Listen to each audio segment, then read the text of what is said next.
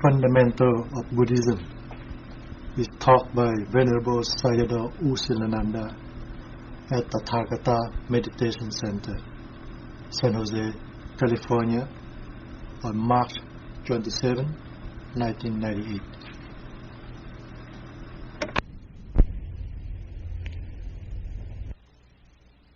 We have been talking about the spiritual path in Buddhism.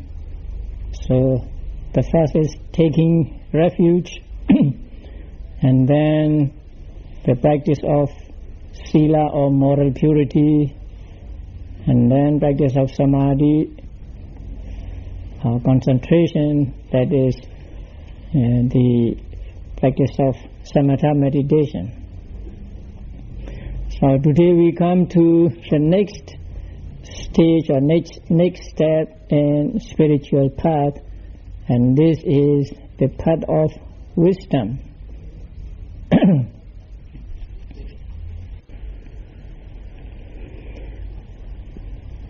Samadhi or concentration is good to develop, but samadhi alone is not enough to gain enlightenment. So in order to gain enlightenment, in order to make an end of suffering, we must practice what is called Paññã or wisdom. And in order to practice wisdom, we practice vipassana meditation.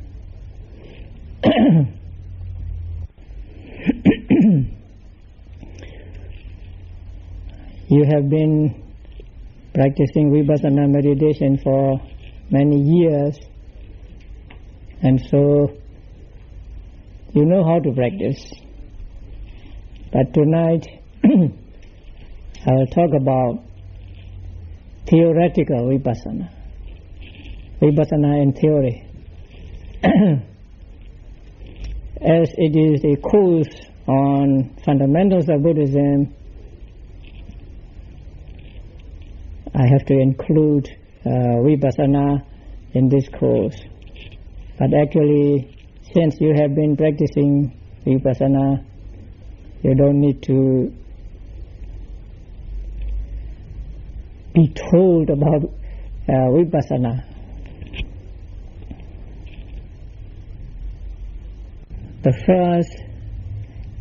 The meaning of the word vipassana.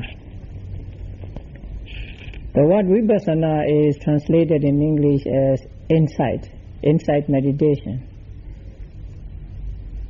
It is translated as insight meditation probably because vipassana gives insight into the true nature of mind and matter.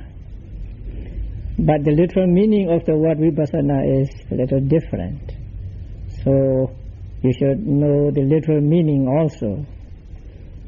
The literal meaning of the word vipassana is seeing in many ways. And the word vipassana is composed of vi and passana. So two parts. Vi is a prefix with many meanings, and here it means in many ways. And passana is a verbal noun meaning seeing. So vipassana means seeing in many ways. And here in many ways means seeing mind and matter, or seeing the five aggregates, or seeing the conditioned phenomena as impermanent, suffering, and not so. So as the name implies, when you practice vipassana, you must see the impermanent, suffering, and not so nature of the object you observe. Only when you see these three characteristics can you say truly that you are practicing vipassana meditation. And Vipassana meditation was discovered by the Buddha and taught by him to all beings. You know, he was practicing austerities in the forest for almost 6 years.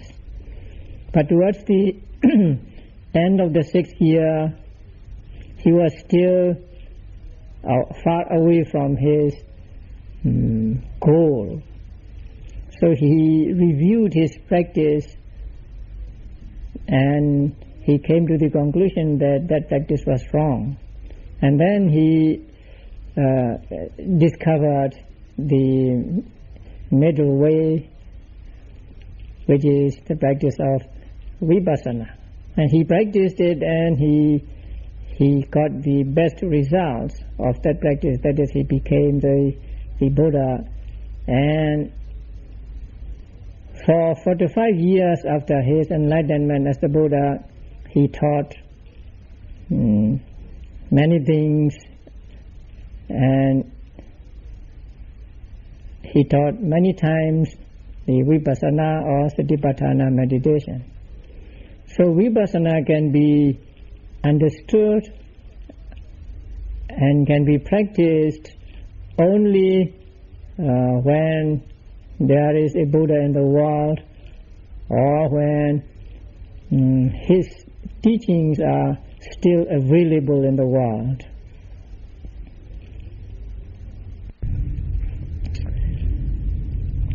Whether during the dispensation of the Buddha or not, people can practice samatha meditation. But only during the dispensation of the Buddha can people practice Vipassana meditation. And Vipassana meditation only can lead to the penetration of the true nature of mind and matter, and to the realization of the Four Noble Truths. During the time of the Buddha, and also about 8,000 years after his death, Vipassana seemed to be practiced by many people. But after about 1,000 years after the death of the Buddha, until recently, until the turn of the century, Vipassana seemed to have fallen into disuse.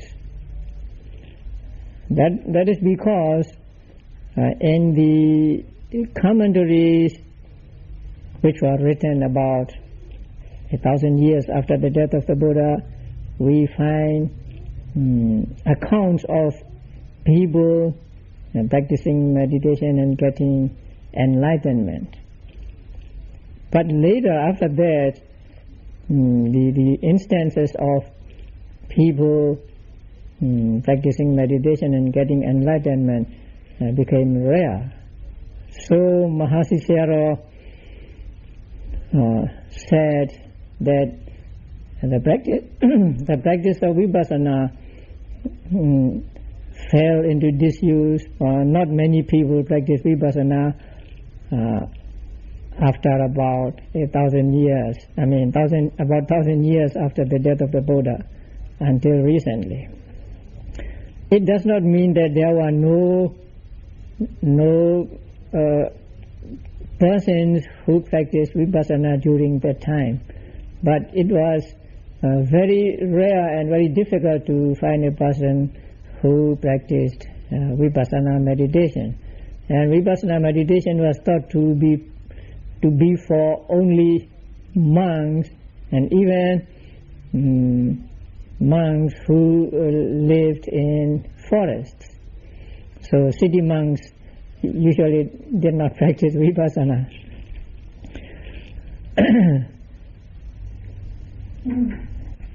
In the ancient records, we find occasional occurrence of those who are supposed to be arahants. And if they were truly arahants, then they must have practiced vipassana meditation. So, although there were very few who practiced vipassana meditation, it was not dead. Practice vipassana meditation in those days, just practice for themselves, and they did not teach vipassana to many people. They taught only to their close pupils or close friends, and so very few people got the opportunity to understand how to practice and then to practice vipassana meditation. About 100 years ago, there were sayadaws in Burma who tried to revive the practice of vipassana meditation. And the systematic practice of vipassana as we do now here, I think began with a sayadaw who was known as Mingun Sedawan Sayadaw.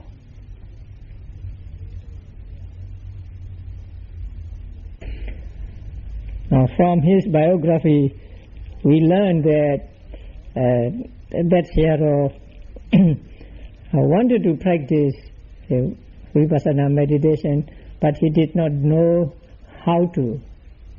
So he was searching for a teacher who could teach him vipassana meditation. And fortunately, he met one sayadaw in the place called Mingun. It is across the river from Mandalay.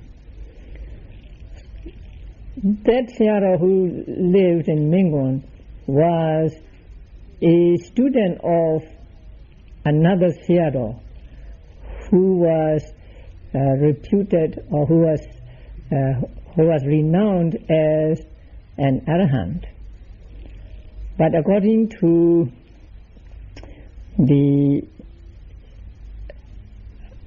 verbal records, that first sayadaw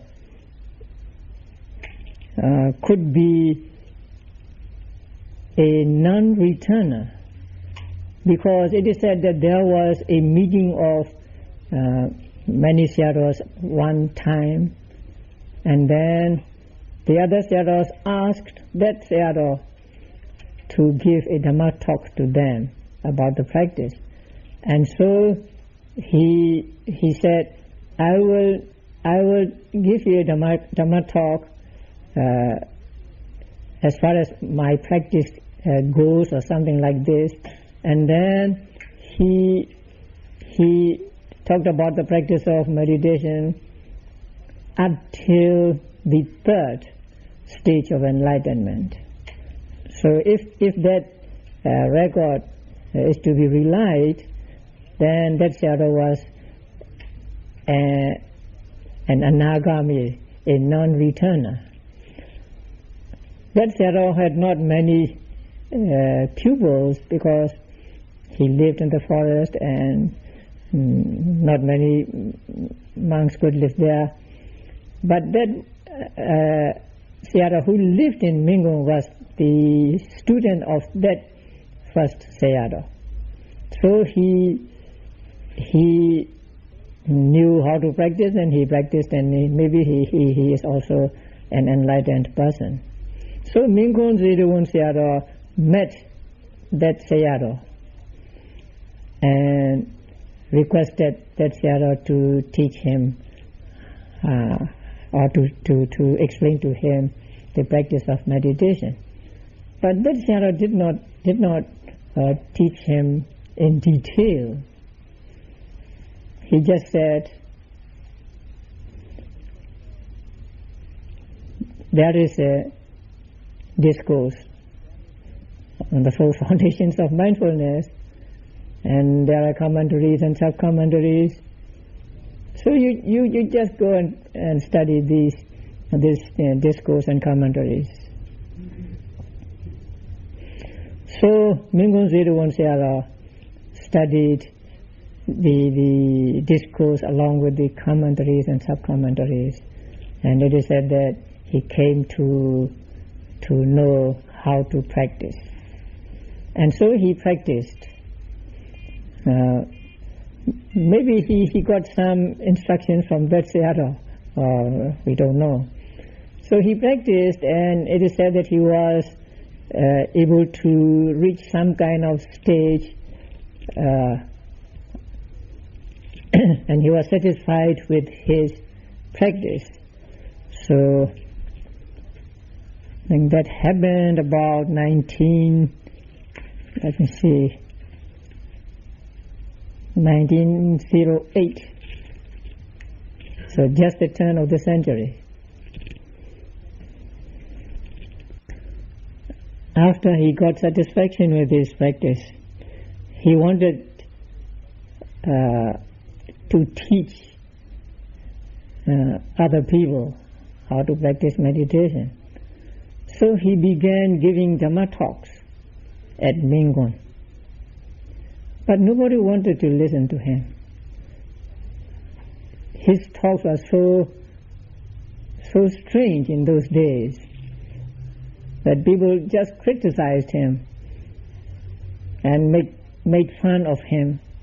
Say, when he talked about knowing I'm going when you are going, I'm sitting when you are sitting.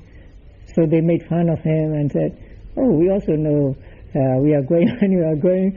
We also know when I'm killing a fish when I'm killing a fish, and so on.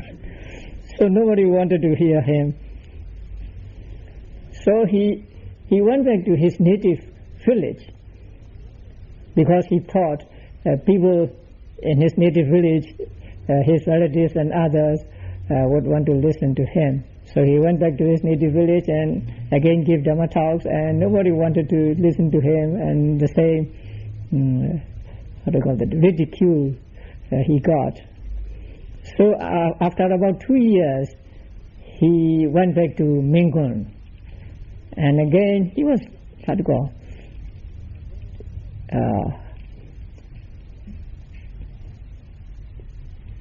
persevering. So he again gave talks, and at that time a couple from Mandalay listened to him, and they were interested, and they wanted to practice meditation under his guidance. So they practiced following his instructions, and they also got satisfaction with their practice, and so little by little the number of meditators increased. And later he was able to establish a meditation center in one town, and that was in 1911. And from that time on, in many towns, the meditation centers were established. And ultimately, in 1914, he went to Lower Burma, to the city of the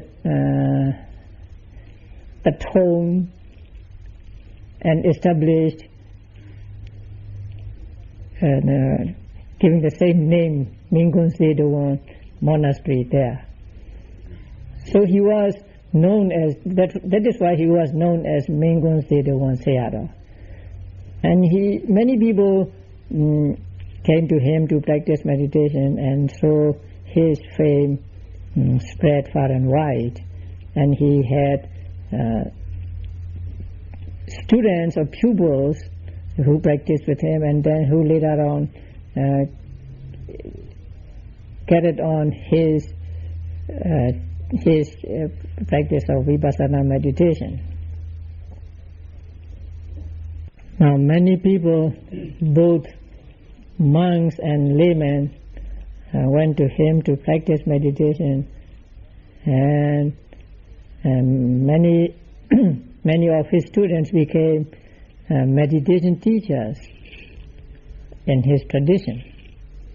So one of his pupils, Sayadaw Uvisuddha by name, established a center in Rangoon and began teaching Vipassana in the Mingon tradition.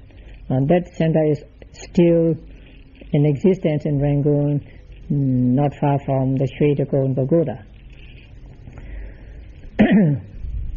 1932, another student monk went to Mingun Zedwan Sayadaw and practiced meditation under his guidance. And that student monk practiced about 4 months with him, and then he had to go back to his monastery. And that student was the Venerable Mahasi Sayadaw. So Mahasi Sayadaw, after practicing Vipassana under the guidance of Sedavon Sayadaw, began to teach Vipassana in 1938. So he went back to his native village and gave Dhamma talks, and there were people who wanted to practice meditation, including his cousin brother. So he first taught Vipassana in 1938.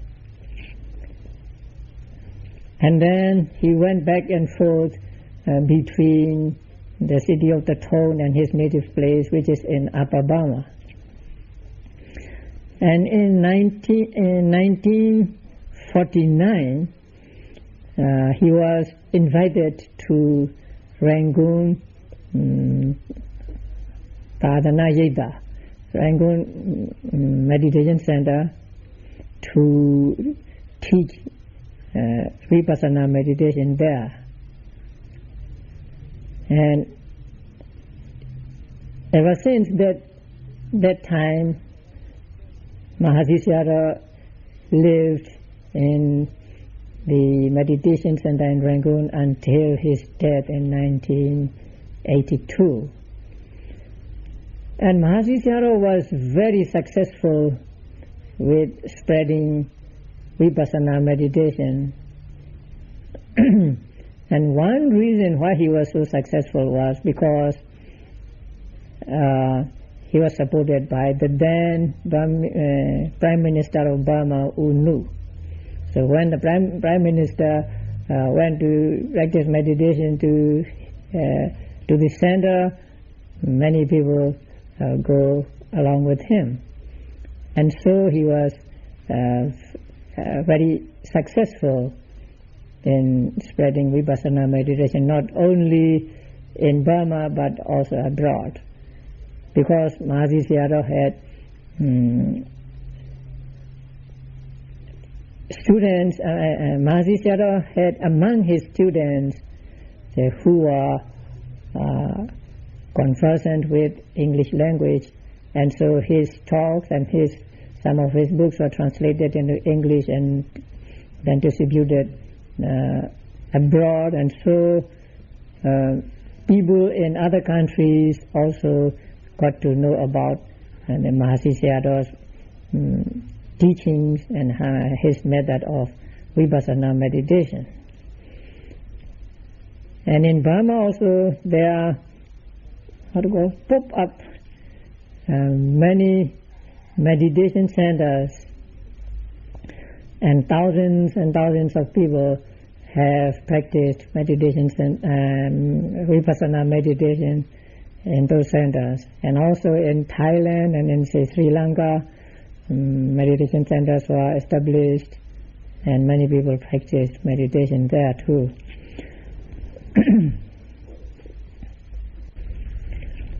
Now, Mahasi Sayadaw was not the only meditation teacher in Burma. There were many other Sayadaws who taught Vipassana meditation. Although all these sayadaws taught Vipassana meditation, their techniques differ from one another in some respects. But generally, every sayadaw who taught Vipassana meditation based their practice on the teachings contained in the discourse on the four foundations of mindfulness.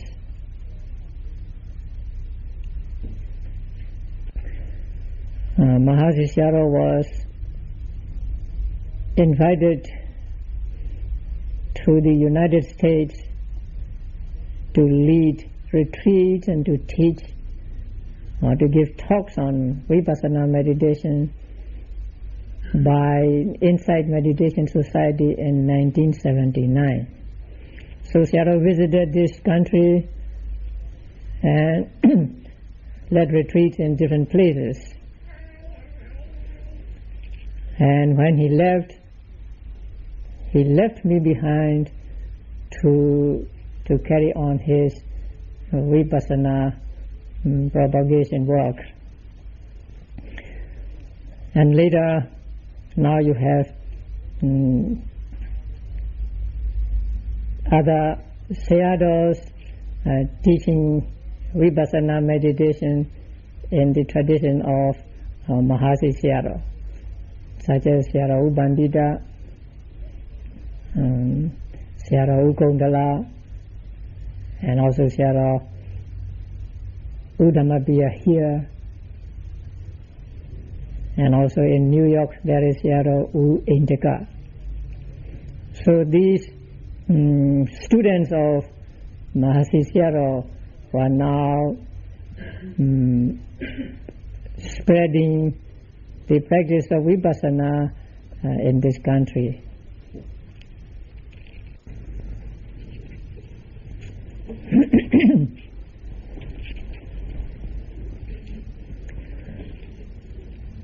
Okay.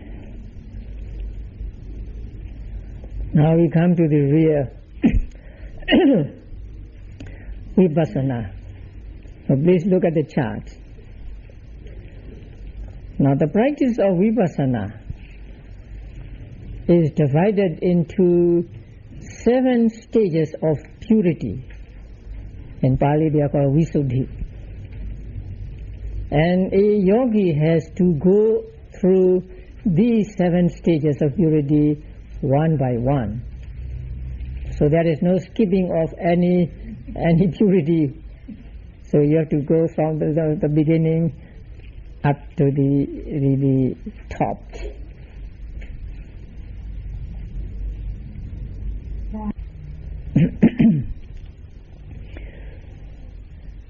And during those stages, a Vipassana practitioner experiences different kinds of knowledges or understanding, or different kinds of Vipassana knowledge arise in the mind of a yogi as he or she goes along these 7 stages of purity.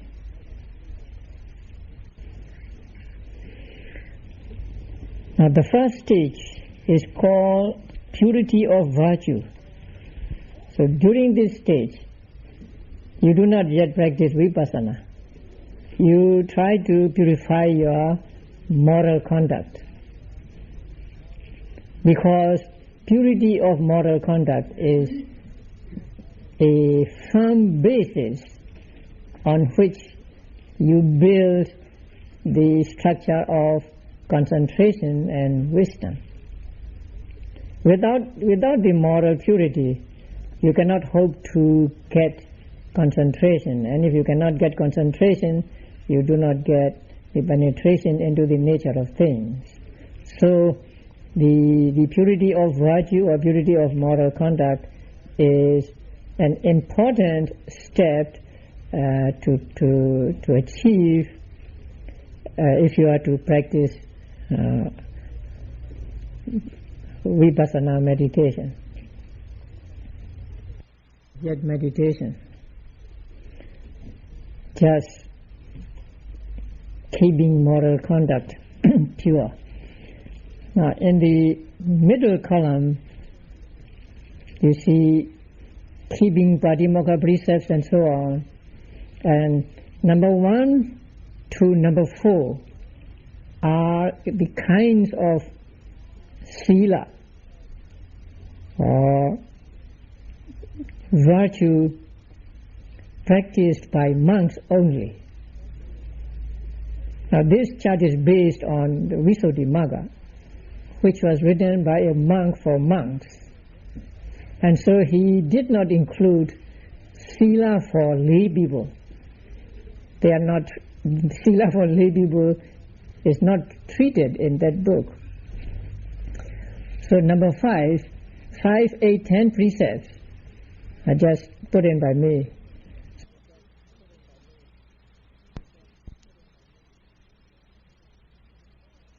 Precepts, or 8 precepts, or 10 precepts. So the minimum requirement is you keep 5 precepts. But if you keep 8 precepts, you get more kusala, more merit, you get more time to devote to the practice of meditation. So keeping 8 precepts is better than keeping 5 precepts. And if you can do away with handling money, you may take 10 precepts, which may be very difficult nowadays. So you may take and keep 5 precepts or 8 precepts or 10 precepts to purify your moral conduct. So the first stage is like making preparation for the practice of meditation. So now second stage of purity is called purity of mind. Purity of mind really means concentration. So excess concentration and absorption concentration are said to be purity of mind. Or purity of mind is said to consist of excess concentration and absorption concentration. Now, if a person gets excess concentration and absorption concentration when he practices samatha meditation, he practices one of the samatha meditation and he gets excess concentration and absorption concentration. So in the commentaries, the purity of mind is explained as excess concentration and absorption concentration. Now we are not into vipassana yet. Excess concentration is also called neighborhood concentration, and absorption concentration is called jhana concentration. The first is called neighborhood concentration because it is in the neighborhood of jhana concentration. Now these two concentrations are for those who practice samatha meditation first and then who would change over to vipassana meditation. But there are those who do not practice samatha meditation, who do not begin his meditation practice with samatha meditation, but who practice vipassana meditation right away. So for those people, purity of mind means the third one, momentary concentration. Momentary concentration is similar to excess concentration. Now when a person gets the excess concentration, he can keep his mind on the meditation object firmly, and there will be no mental hindrances in his mind. So excess concentration can subdue or keep away the mental hindrances, and it could keep the mind on the meditation object firmly. In the same way, momentary concentration can keep the mind on the object, and also it can keep the mental hindrances away from the mind. So momentary concentration is actually a counterpart of excess concentration or similar to concentration. The only difference between excess concentration and momentary concentration is that for excess concentration there is only one kind of object. But for momentary concentration, there can be many objects. The objects may differ at different moments for momentary concentration. But for excess concentration, the object is the same kind all through. Although in the commentaries and also in some sub-commentaries, excess concentration and absorption concentration only are said to be purity of mind. But in one sub-commentary to Majjhima Nikaya, the momentary concentration is explained as essential to vipassana meditation. That means if you do not get momentary concentration, your practice of vipassana will not be successful. So Mahasi Sayadaw explains that for those who practice pure vipassana, for those who do not practice samatha meditation but practice pure vipassana, purity of mind means momentary concentration. So when a person who practices vipassana gets momentary concentration, he is said to have achieved the second stage of purity, purity of mind. So during practice, when your mind is on the meditation object only and it does not wander, then you are said to have obtained a momentary concentration. So when you get momentary concentration, you begin to see the object clearly. You begin to see or distinguish objects as and this is mind, this is matter, and also you begin to see the characteristic, function, manifestation and proximate cause of the objects. So when you see the objects clearly, when you can distinguish that this is nama and this is rupa, this is mind and this is matter, and when you see the characteristics and others clearly, then you are said to have achieved purity of view. Purity of view means when you watch the objects, you just see that there is an object and there is the mind that takes that object. So just only these two things arising and disappearing, and nothing in addition to these two things, which you can call a self or a soul or an atta. So when you reach this stage, you are able to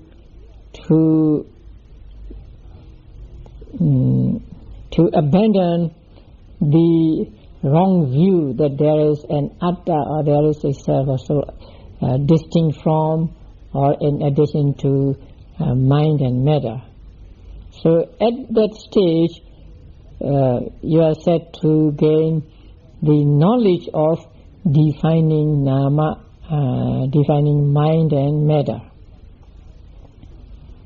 After seeing mind and matter clearly and distinctly, you see the causes of mind and matter. You see that something is the cause of mind or something is the cause of matter. And so, at this stage, you are able to overcome doubts. Doubts about whether you had been before or whether you will be in the future, and also doubts about the Buddha, Dhamma, Sangha and the practice. So at this stage, you are said to gain the knowledge of discerning causes. Causes may mean sometimes the real causes and sometimes conditions. So you see, at this stage, you see the conditionality of things. Because there is something to be seen, there is the seeing consciousness. Because there is something to be noted, there is a noting consciousness, and so on. So you see this clearly at this stage. When a yogi has reached this stage of purity as overcoming doubts, he is called a Chula Sotapanna. He is a lesser stream entrant. That means he is not a real Sotapanna, but he becomes like a Sotapanna. A Sotapanna will not be reborn in the four woeful states in his future births. And this yogi, a Chula Sotapanna, also will not be reborn in four woeful states in his next rebirth if he does not fall away from this stage. If before his death he falls away from this stage, then his rebirth is not assured. He may be reborn in the four woeful states. So if he does not fall away from this stage until his death, then he will not be reborn in the four woeful states. So he is like a Sotapanna. So he is called a Chula, little Sotapanna or lesser Sotapanna. After discerning the cause of mind and matter, a yogi practices comprehension of the three characteristics. At this stage, he takes objects as a group and then contemplates on them as impermanent, suffering, and not soul. So this stage is called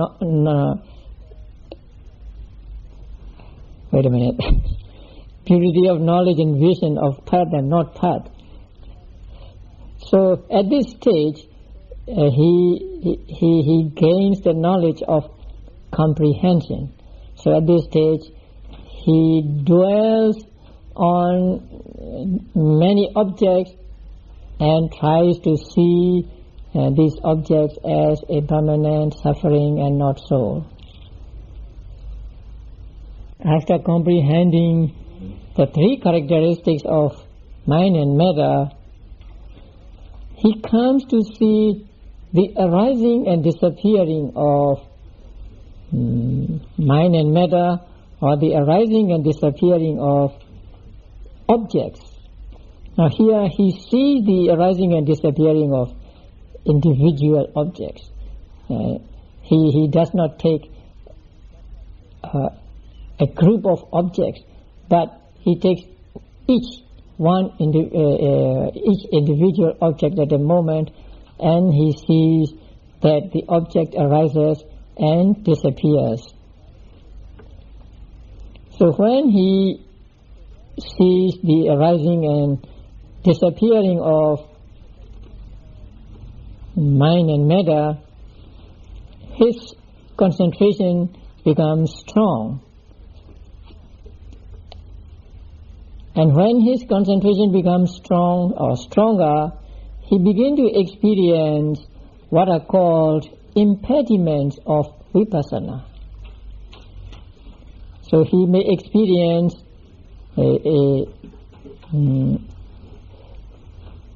light, he experiences joy or piti, he experiences tranquility, and he experiences a strong confidence or strong faith, and his effort is strong also, and he experiences sukha, happiness, strong also, and he experiences sukha, happiness, and his understanding is very sharp at this moment, and his mindfulness is very firm, and he doesn't have to make much effort to be mindful of the objects. And last, there is the attachment to these impediments. When these impediments arise, he is pleased with these impediments. He likes them, and he wanted to hold on to them, and so there is an attachment to these also. And these 10 states are called impediments of vipassana, because when a yogi experiences these impediments, he thinks that he has reached his goal. He thinks that it is the end of his practice, and so he stops there, and he does not go any further. So when he does not go any further, and this is not the end of his journey, it is just some side effects he experiences during the practice. So when he stops there, his progress is blocked. So that is why these are called impediments of vipassana. So they are not the right path of vipassana. A person who has no prior knowledge of this may take them to be his goal. But a person who knows about these, or who has prior knowledge of these, that they are not the real goal, but he has to overcome these, then he will practice further and will be able to overcome or transcend these impediments of vipassana. This stage of purity is called purity of knowledge and vision of path and non-path. Simply it means understanding which is right and which is wrong, which is the right path and which is the wrong path. Now, when these 10 impediments arise, and a yogi is satisfied with them and attached to them, he is following a wrong path, because he will not make any progress after that. So these 10 impediments, or actually the attachment to these 10 impediments, is called non-path. And understanding that these are just impediments and they are to be transcended, and the practice of mindfulness on these impediments is the right path, the right way to do. So, understanding that which is the right path and which is not the right path is what is meant by purity of knowledge and vision of path and non-path. So during this stage, a yogi is confronted with this problem, actually, and these 10 impediments, and if he does not go any further, then his progress will be arrested there. So understanding which is the correct way and which is not the correct way is the name of this stage of purity. After transcending the impediments, he again sees the arising and disappearing of mind and matter. Now, at this stage, his seeing is clearer, his understanding is stronger. Now, you may have noticed that first he sees the arising and disappearing of mind and matter, and then he encounters the 10 impediments. And then he make effort to transcend the 10 impediments, and he again sees the arising and disappearing of mind and matter. This time his understanding is clearer. So there are two stages of knowledge of arising and falling. Weak stage and strong stage. So the first stage is weak stage. At that stage, his understanding is not so strong, and so the impediments came in. And then he transcended the impediments, and his understanding becomes stronger. And so when his understanding becomes stronger, he sees more clearly the arising and disappearing of objects.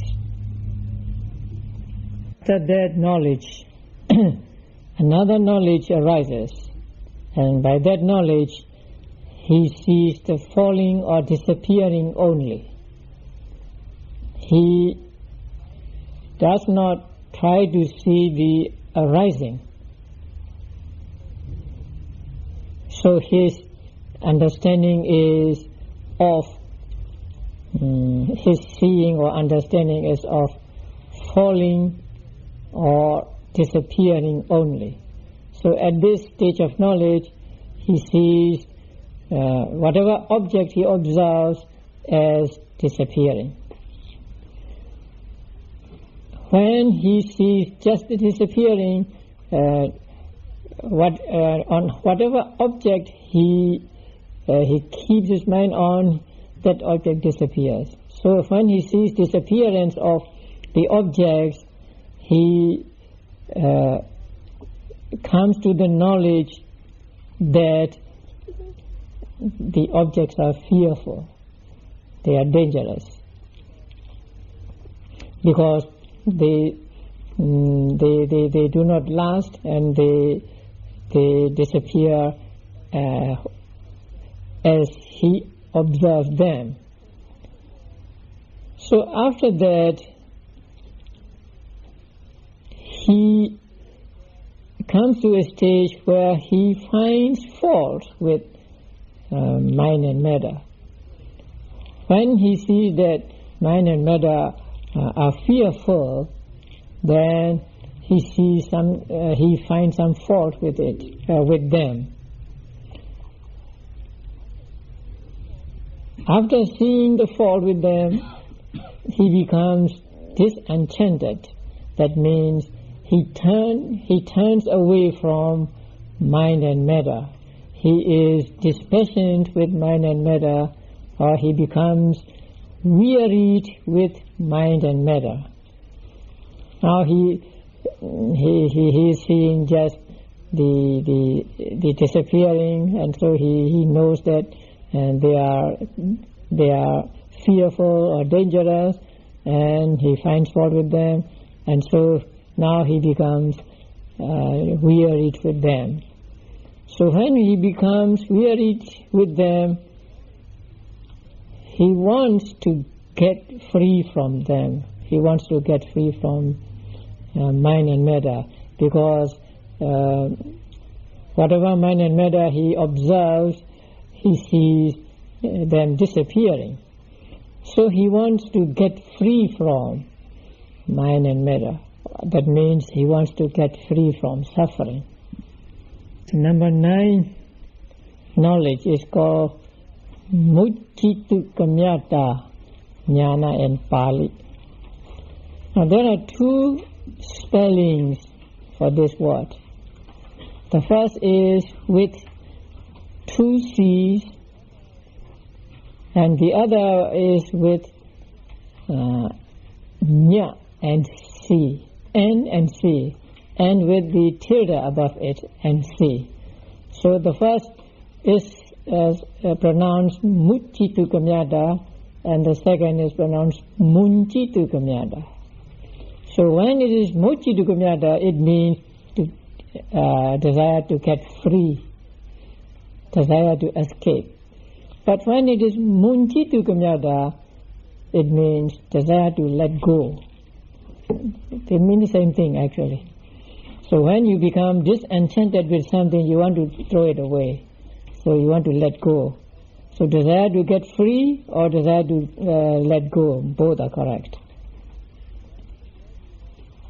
When the yogi wants to get free from nama and rupa, or when he wants to let go of nama and rupa, he contemplates on them again as impermanent, suffering, and not soul.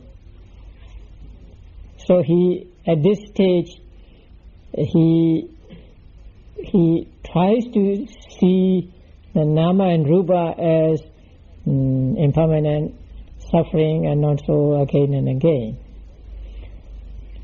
Then, as a result of this comprehension, he reaches into another stage of knowledge, which is called equanimity towards nama and rupa.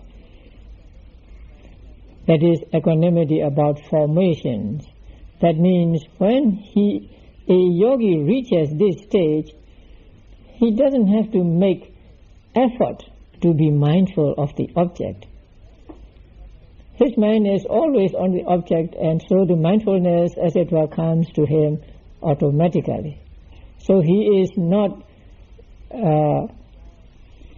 concerned about mindfulness, because he doesn't have to make effort. Mindfulness comes to him by itself. So that is called equanimity towards mind and matter. So his mind is very calm during this stage, and his mind can stay in the middle. That means when he comes across some fearful objects, he will not get afraid, and when he comes across some objects, attractive objects, he will not be attracted to that object. So his mind will be in the middle. And also he doesn't have to make effort. His mindfulness is always good and on the object. So this is a stage called knowledge of equanimity about formations.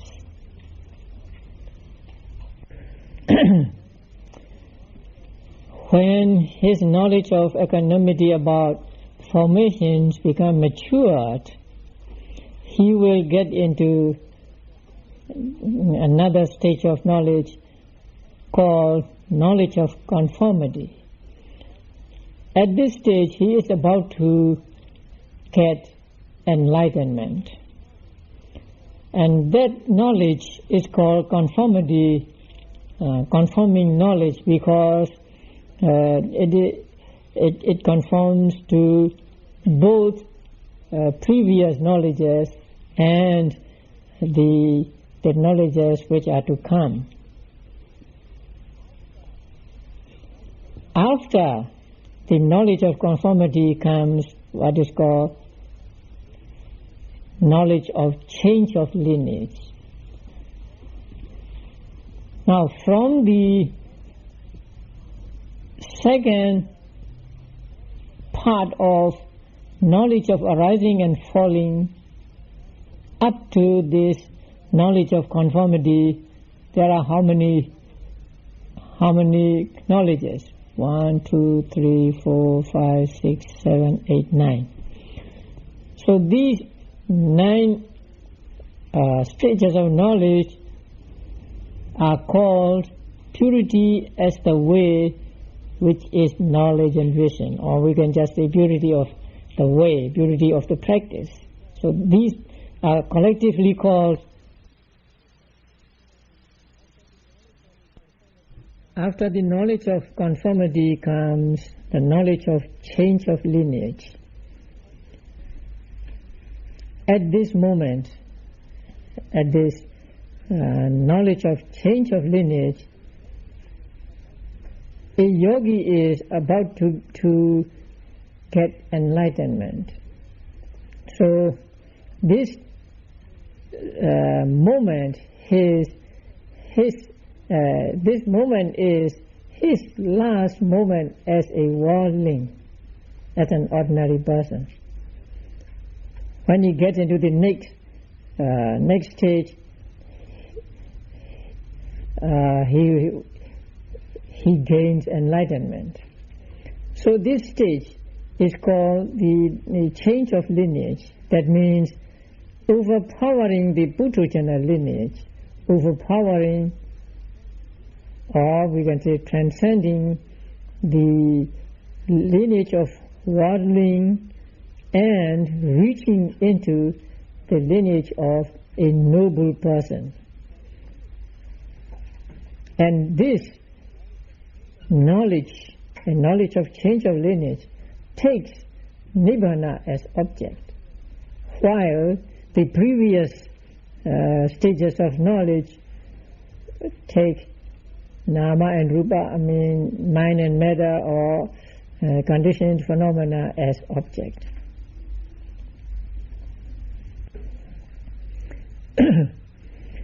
This knowledge of change of lineage does not belong to the 6th stage of purity or the 7th stage of purity. So it is in the interim. But since it is in the flow of vipassana, it is called vipassana.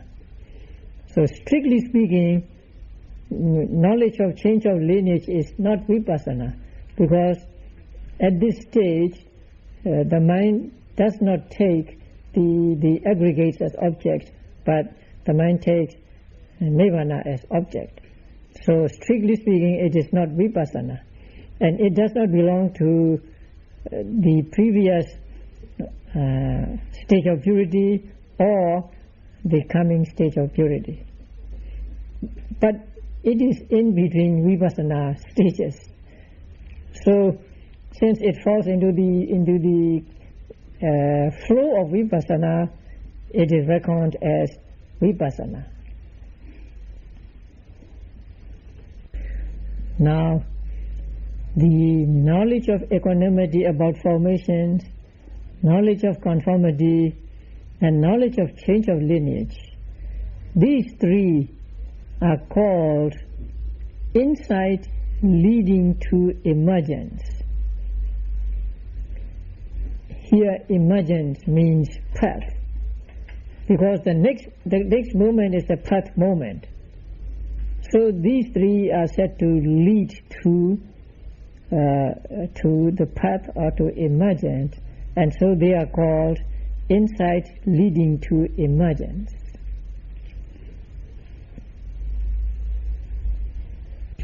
And next is the stage of knowledge of path. That means it is the moment of enlightenment.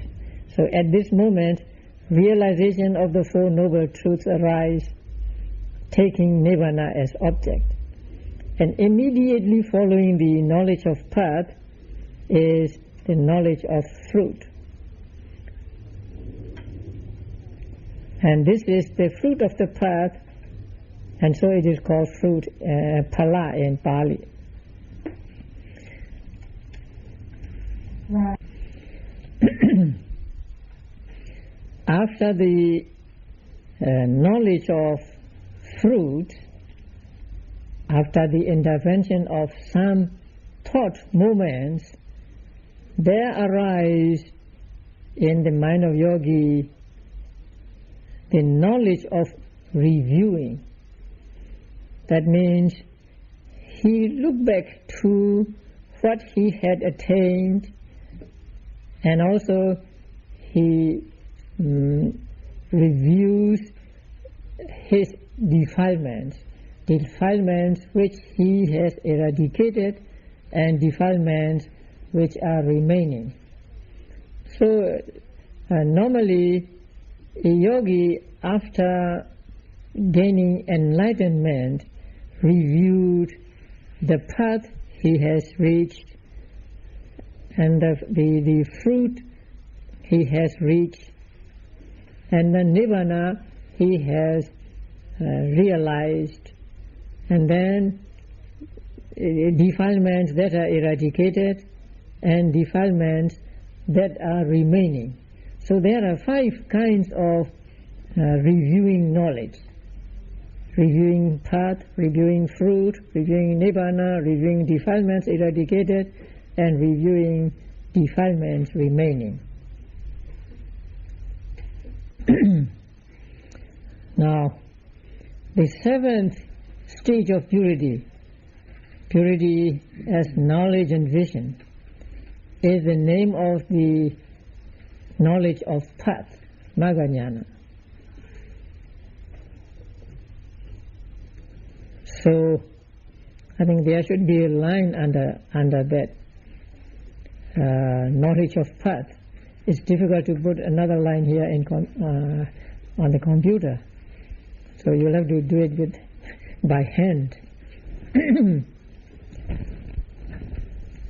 So there are 7 stages of purity to go through in order to gain enlightenment.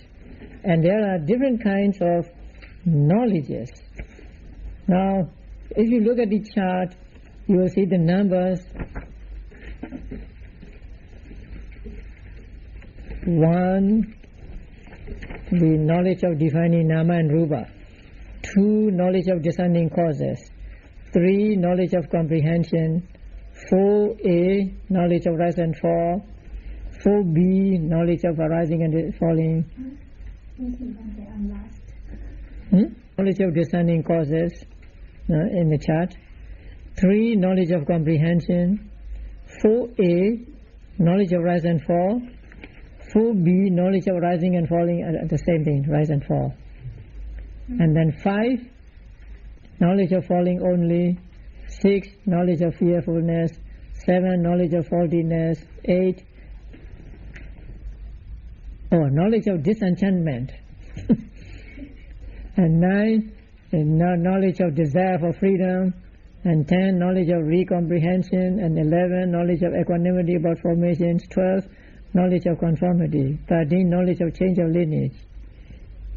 14, knowledge of path. 15, knowledge of fruit. And 16, knowledge of reviewing. So there are 16 kinds of knowledges connected with the practice of vipassana meditation. Among them, in the in the Abhidhamma Sangha, only 10 are called vipassana knowledge. So those are marked with numbers after them, like 3, knowledge of comprehension. Now there is 1 after the word sammasana jnana. So from the knowledge of comprehension up to knowledge of conformity, there are 10. So these 10 knowledges are called vipassana knowledges. And knowledge of change of lineage is, strictly speaking, not vipassana knowledge, and so in that book it is excluded. But in the commentaries, the first 2, knowledge of defining nama and rupa and knowledge of discerning causes, are also called vipassana knowledge. So according to the commentaries, we can say that there are 13 vipassana knowledges. From 1 to 13, knowledge of change of lineage. Number 14, knowledge of path is not knowledge of not vipassana knowledge, because it is beyond or above vipassana. And 15 also not vipassana knowledge.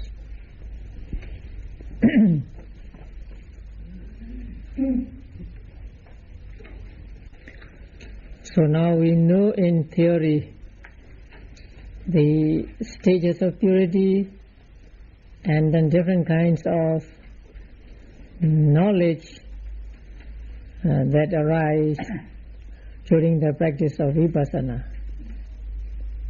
So it remains for us to experience these different kinds of knowledges through the real practice of vipassana meditation. Thank you.